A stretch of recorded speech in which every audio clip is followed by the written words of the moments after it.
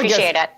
Thank you. My final guest today is Senator Ben Cardin of Maryland. And I just mentioned Chestertown, which is in Maryland, so he's my senator.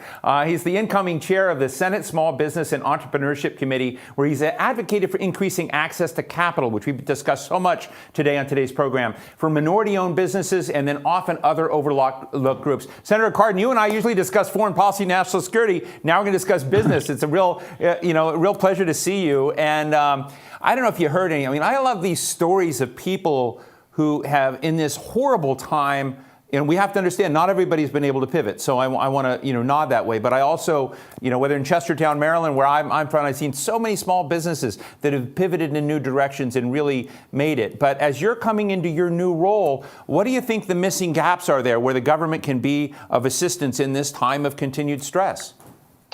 Well, first, it's good to be with you. And you really pointed out why we have to pay attention to this. Small businesses figure out a better way to get things done. During COVID-19, we've seen the creativity of small businesses in order to survive. They've figured out better ways to do things and to adjust to COVID-19.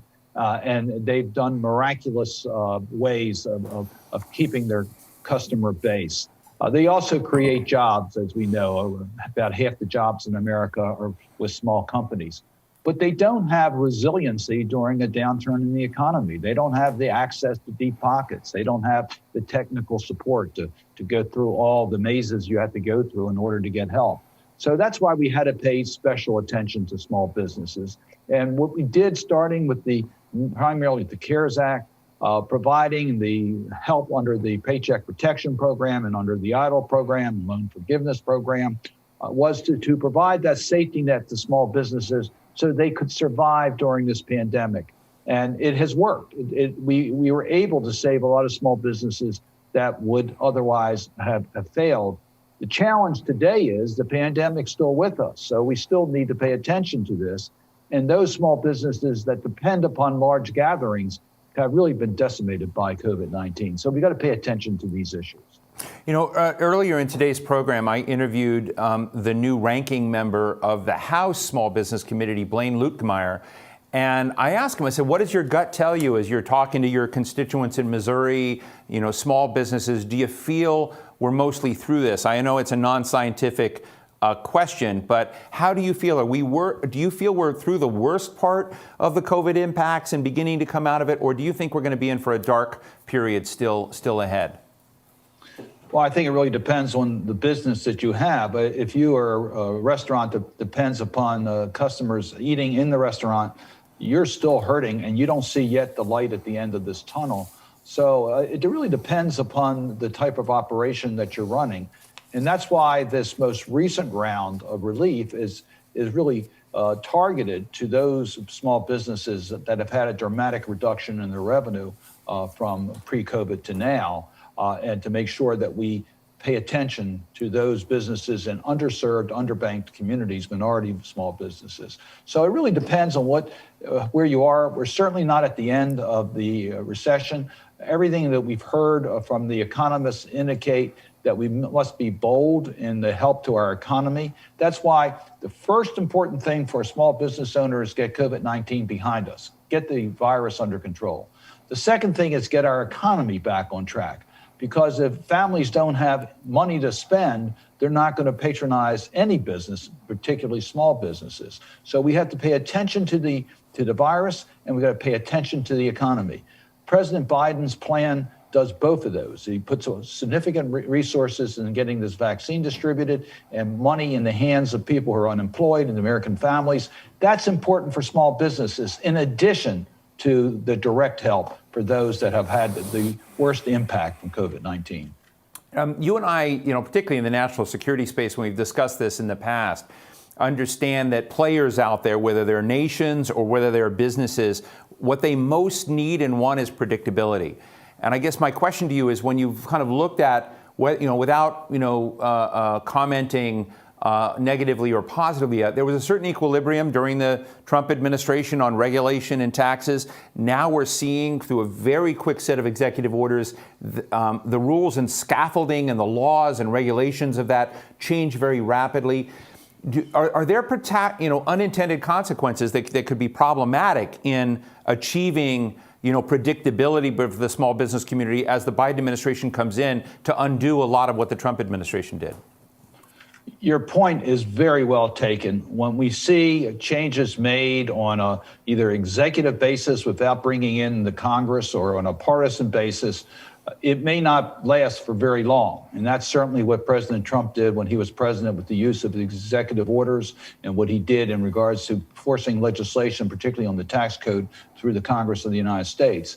There will be a reaction now that the Democrats control the Congress and Joe Biden is president. There's going to be an adjustment. But the more we can do bipartisan, the better it is, not just for the policies we enact, but for the staying power of those policies. So yes, I agree with what President Biden is doing in regards to some of our immigration policies. It's what America's about. It's our values. I thought President Trump was totally wrong on the immigration. But it would be far better if Congress could pass comprehensive immigration reform so that we know that this won't change again if the administration changes. You've mentioned issues of minority businesses, businesses that have been underserved out there. We live in a time where there's been a lot of racial strife. We're trying to sort of look at, okay, what do you dismantle? I had the CEO of the Black Chambers of Commerce on a moment ago talking about this. What do you dismantle from the past to try to get right in the future? And I know you have a lot of legislation in that area, but how are you and your allies in Congress trying to sort of fix some of our tensions on that front?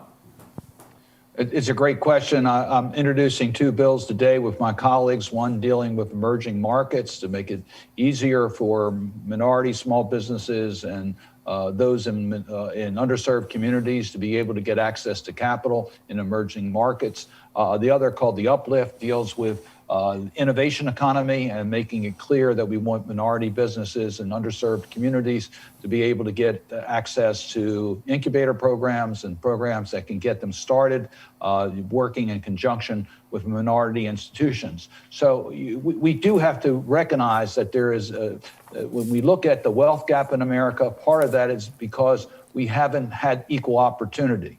And when we look at the tools currently available under the Small Business Administration, we need to do a better job in reaching the underserved communities, low-income communities, rural America, minority businesses, women-owned businesses.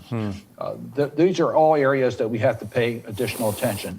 Fortunately, we have tools in place. They need to be supported, they have to be resourced, and we have to strengthen these tools. And that's one of the things we're looking at doing during this Congress. We're taking questions from the audience, Senator. We have a question for you from Drew. Drew? Hi, this is Drew Camp, President and CEO of the Council Bluffs Area Chamber of Commerce in Council Bluffs, Iowa. And my question is, if a business does not qualify for the new round of PPP, an EIDL loan advance, or shuttered venue operator grant, what are the best resources for them to utilize to receive the assistance they need? Thanks for the opportunity. Drew knows this world well. Thank you, Senator. Well, there's existing tools under the Small Business Administration you should take a look at. The 7A program, the 504 program. We have resource partners who can help you access the help that you may need.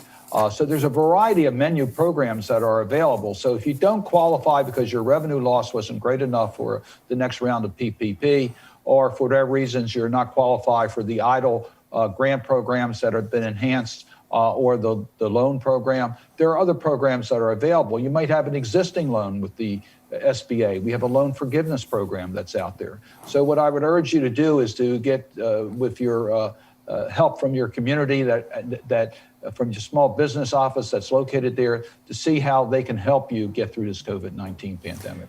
Senator, I'm going to ask you an unfair question as we wrap up. I've mentioned that I have a house out in Chestertown, Maryland, and so my buddy is an oyster farmer at Orchard Point Oysters, or the Chester River Wine and Cheese Shop, or there's a Casa Carmen Wine. There are all these little places that are struggling and trying to figure out how they do it. And I've been shocked at how They're so much more innovative than I am. And so, but I used to ask Steve Chabot, when I would talk to, the Republican from Ohio, does he have any favorite businesses to go to? Does he go talk to folks? So do you get out in your small business role and actually meet businesses? Does somebody come out and, say, well, this is my small business innovator of the day? Oh, absolutely. Chestertown's a beautiful area, a great city. I love it dearly. You're in one of the nicest spots. You don't want to name your favorite child, so I won't name my favorite city in Maryland. But Chestertown is a special place. And the small business, it depends upon small businesses. And they are very innovative. So yes, I do get around. My wife, Myrna, and I patronize small businesses. We do that regularly. We've done it during this COVID-19, particularly with our carryout service and with our what we were buying. We tried to patronize as many small businesses as we possibly can. And yes, I do talk with them. I solicit their comments, and many times they're very free in offering their view of what we need to do as a nation. It was interesting. We recognized that in COVID-19, we all had to help each other. And there were a lot of people who are always reluctant to ask the government to help them, but they needed help during COVID-19. And they were proud of the programs we brought forward. It kept them alive. And they're going to see, they're going to be around after the COVID-19 is gone, and they're going to grow, and they're going to help our country grow and our economy grow. It really is the spirit of America that we see in small businesses. One last point. My grandfather was an immigrant, came to this country and started a small store. That small store became a large company, and that's the American way. He found a better way to do his business. He was able to grow, create jobs, and help create this great economy. That's what America depends upon, and that's why I'm proud to lead the Small Business and Entrepreneurship Committee in the United States Senate. Well, Senator Ben Cardin, I'll tell you, if you ever want to discuss NATO and Europe or Asia, on the side of your new role, feel free to give me a call anytime. I can still do that. But congratulations, incoming chair of the Senate Small Business and Entrepreneurship Committee, Senator Ben Cardin. Thank you so much for joining us today. Great to be with you. Thank you. That brings us to the end of our program. A big thank you to Wells Fargo and all of you attendees for joining us for this discussion. If you missed any of the conversations, we'll have the video up from the event on our website shortly. We'll be back at 1:15 p.m. Eastern today for a virtual summit on the coronavirus vaccine, the challenge of our times. You won't want to miss. We're going to be joined by Dr. Anthony Fauci, the National Institute's Francis Collins, the big boss, members of Congress, and many key players involved in the manufacture and distribution of the COVID vaccine. You won't want to miss this. Until then, I'm Steve Clemons. Be well and see you soon.